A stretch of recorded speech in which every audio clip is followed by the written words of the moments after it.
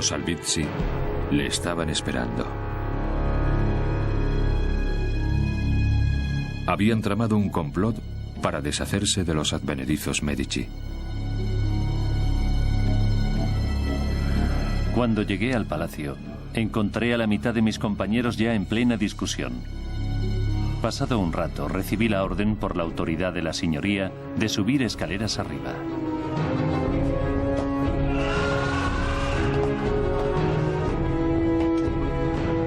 Cosimo corría ahora un grave peligro. Hasta el consigliere de la familia había sido torturado para obtener de él pruebas contra los Medici.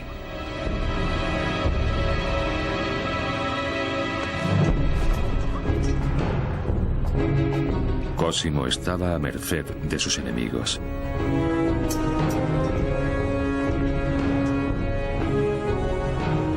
Fui conducido por el capitán de la guardia a la celda conocida como la barbería.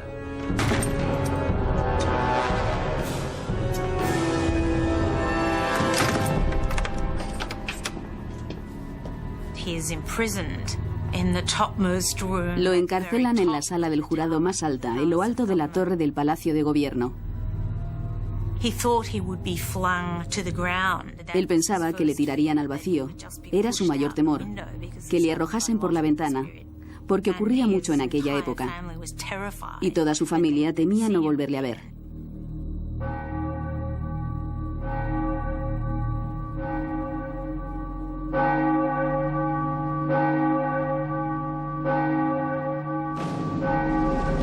Pero en una república, ni siquiera los Salvizzi podían decidir el destino de un ciudadano de Florencia. Necesitaban el consentimiento del pueblo. Se convocó un referéndum para decidir el futuro de Cosimo. Los Salvizzi contrataron soldados para guardar la piazza. Los amigos de Cosimo fueron literalmente excluidos.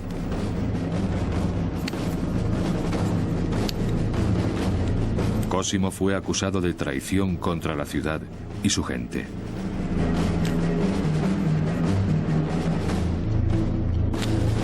Se sometió a votación.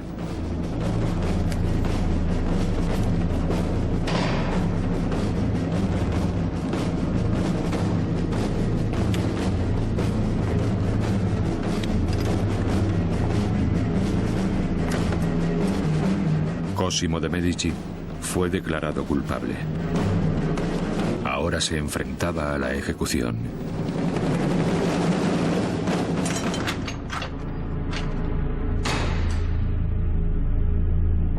Pero Cosimo tenía amigos hasta en el campo enemigo. Desde su celda organizó una negociación secreta de su vida. El dinero compró su libertad. Posiblemente la razón de conservar la vida fuese que, como dice en sus memorias, pagó a sus carceleros un importante soborno por dejarle en libertad. Tenían poca voluntad. Podrían haber pedido 10.000 o más por mi seguridad.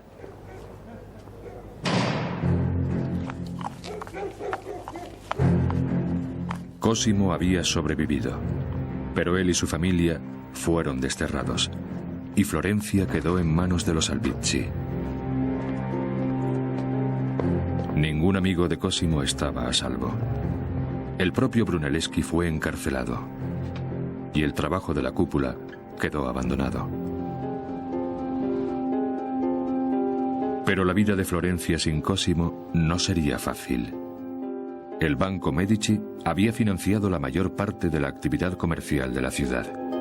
La economía florentina no tardó en sufrir un parón. Los que apoyaban a Cosimo le suplicaron que volviese y retomase la ciudad a la fuerza, pero Cosimo recordó el consejo de su padre. Espera a que te llamen.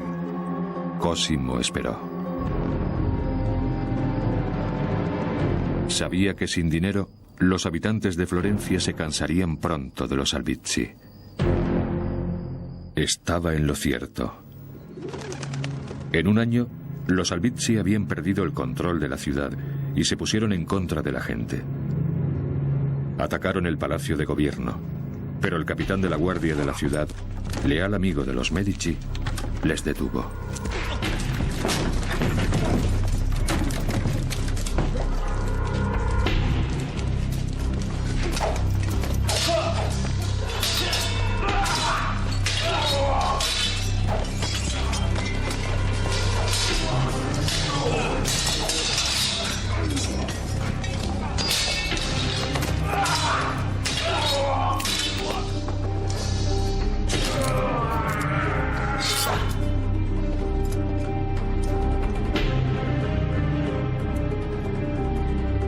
Pero Cosimo tenía aún más amigos poderosos.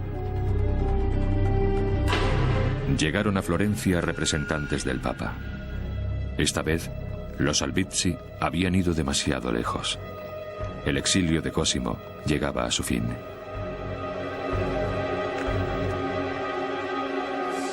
Al caer el sol, nos ofrecieron volver y partimos con muchos seguidores.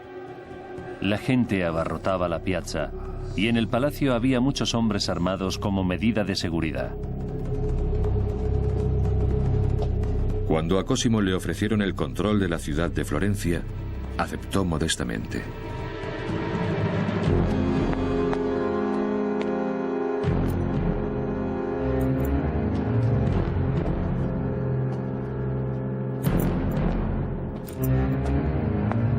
La venganza sobre los Albizzi fue selectiva, pero severa. Cosimo prefirió gestos claros y sencillos. Una cara marcada era distintivo de humillación pública. Una amenaza pública a todos los oponentes. Los Medici volvían a los negocios.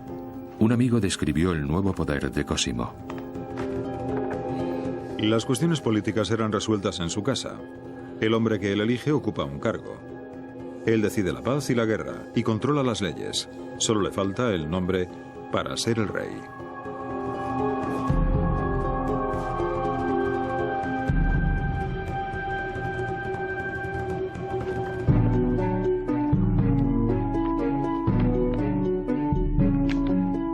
El dinero volvió a inundar Florencia.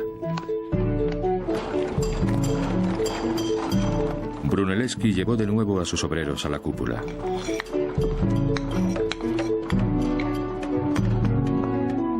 Y el Banco Medici siguió creciendo. Fue básicamente con Cosimo cuando el banco se expandió partiendo de su sólida y potente base. El dinero se diversificó hacia el exterior. Se abrieron sucursales en Barcelona, en Brujas, en El Cairo.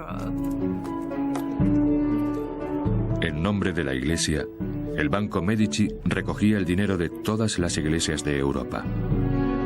Ninguna quedaba exenta. Y los agentes de Cosimo amenazaban con la excomunión a todo el que se retrasase en el pago. El propio Papa abrió una gran línea de crédito con los Medici, suficiente para comprar 10 palacios. El Banco Medici era ahora el negocio más provechoso de Europa. Pero la riqueza nunca había sido suficiente para Cosimo. Con su gusto por el arte y buen ojo para el talento, empezó a hacer encargos a los mejores artistas de su época. La estrategia que desarrolló Cosimo consistía en gastar el dinero de forma que se transformase en prestigio y poder.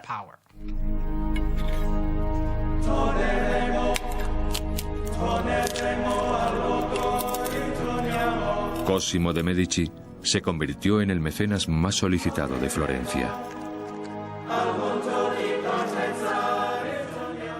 Cosimo gastó 600.000 florines de oro en mecenazgo, lo que supone 6 veces los ingresos totales del Estado en un año. El mecenazgo es magnífico para la producción de arte, pero totalmente irracional desde un punto de vista económico. El mecenazgo es una estrategia política.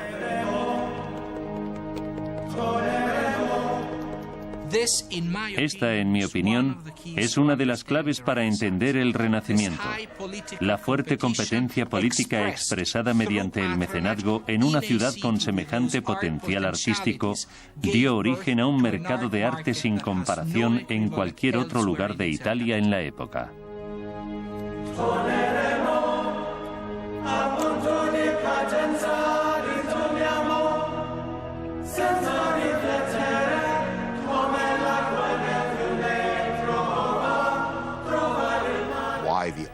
¿Por qué el artista necesita el mecenas? Es muy sencillo.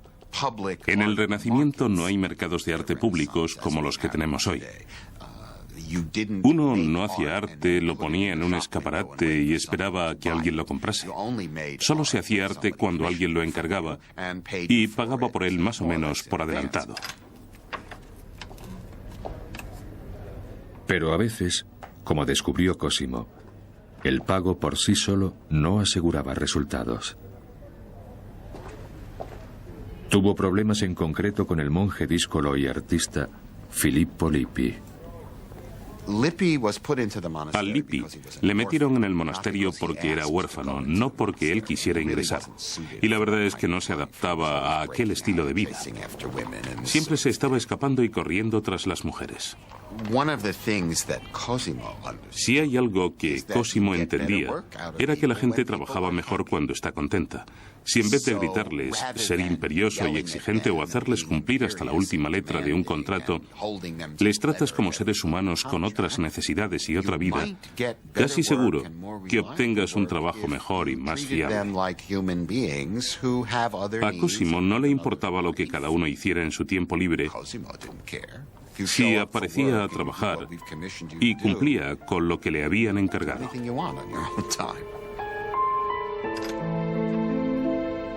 Cosimo toleraba a sus caprichosos artistas por su talento. Y sus talentos eran ampliamente reconocidos.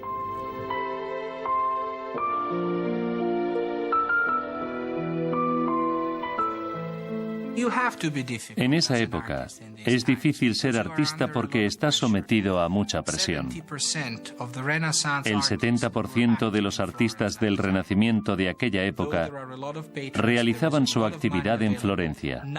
Aunque hay muchos mecenas y mucho dinero disponible, no todos los proyectos concedían el mismo tipo de dignidad y visibilidad al artista, que tiene que autopromocionarse y conseguir cierto nivel de credibilidad y de fama para poder recibir los encargos de los mejores proyectos. El hombre que trabajaba en el mejor proyecto de Florencia era Filippo Brunelleschi, y seguía rompiendo los límites de la convención y el entendimiento. Veía el mundo como ningún otro hombre lo había hecho. En 1434, Brunelleschi desveló una nueva técnica que cambió radicalmente el arte occidental. Inventó la perspectiva. Brunelleschi desarrolló la perspectiva lineal, que daba a sus dibujos una sensación de espacio tridimensional, mientras que el arte gótico es principalmente plano. Los objetos eran representados como formas sólidas, redondeadas y tridimensionales que imitaban la apariencia del mundo real. La perspectiva lo revoluciona todo, revoluciona el arte, pero después, por supuesto, también nuestra forma de verlo. Crea una forma moderna de mirar. Comienza en el siglo XV y prácticamente gracias a Cosimo comienza con Brunelleschi. Cosimo había ampliado su círculo de amigos radicales.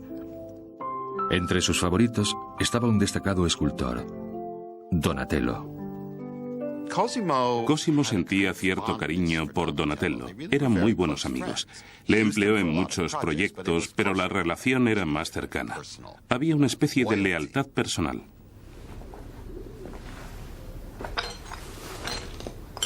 Pero el talento de Donatello tenía un precio: su carácter violento. Era famoso por destrozar sus creaciones antes de vendérselas a quien no las supiera apreciar.